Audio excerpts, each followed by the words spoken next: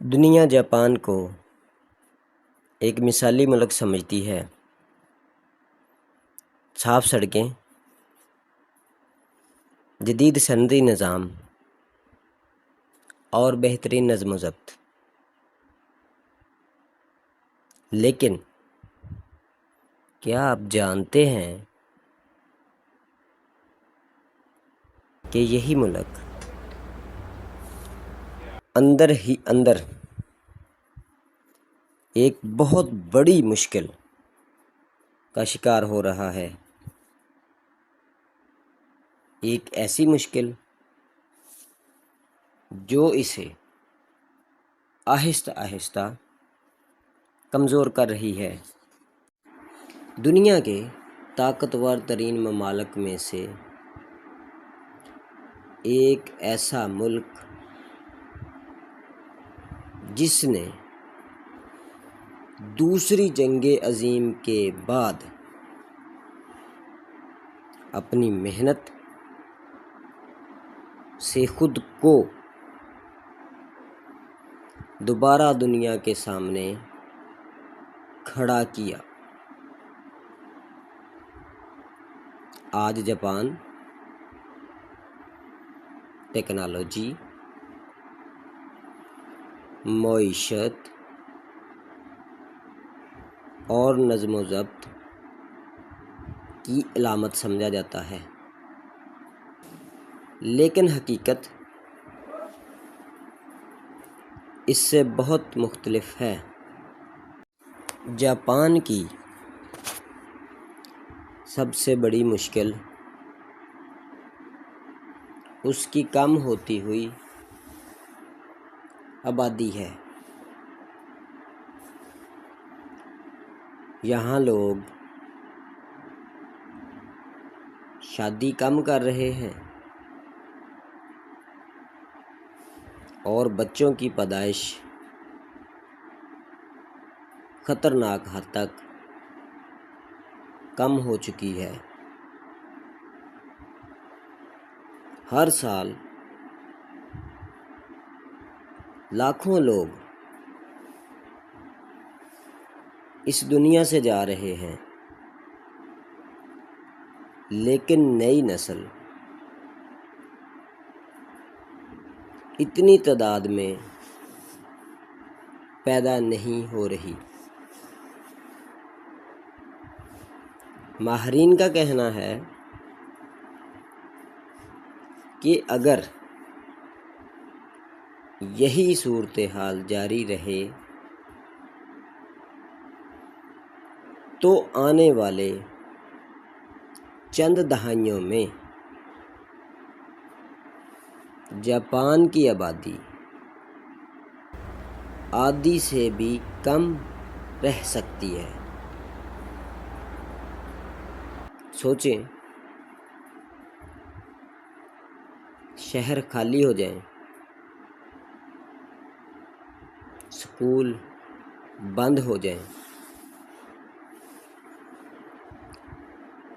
اور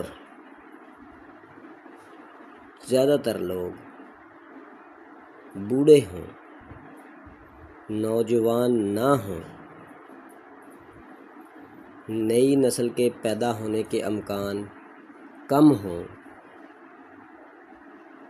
تو آبادی تو ظاہر سی بات ہے کم ہوتی ہی جائے گی، اور جاپان اس پر کافی پریشان بھی دکھائی دے رہا ہے۔ آپ کیا سمجھتے ہیں؟ کمنٹ سیکشن میں ضرور بتائیں۔ ایک وقت تھا جب جاپان کی معیشت دنیا کی تیز ترین معیشتوں میں شمار ہوتی تھی، لیکن آج یہ کئی دہائیوں سے سست روی کا شکار ہے۔ تنخواہیں زیادہ نہیں بڑھ رہی، اور نوجوان نسل مالی دباؤ کا شکار ہے۔ جاپان میں کام کا دباؤ بہت زیادہ ہے۔ لوگ روزانہ کئی گھنٹے کام کرتے ہیں اور اضافی وقت کام کرنا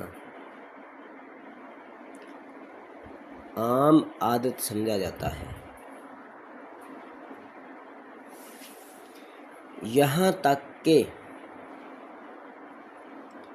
ایک لفظ بھی موجود ہے جس کا مطلب ہے زیادہ کام کی وجہ سے موت کا ہو جانا۔ سوچیں، جب انسان کے پاس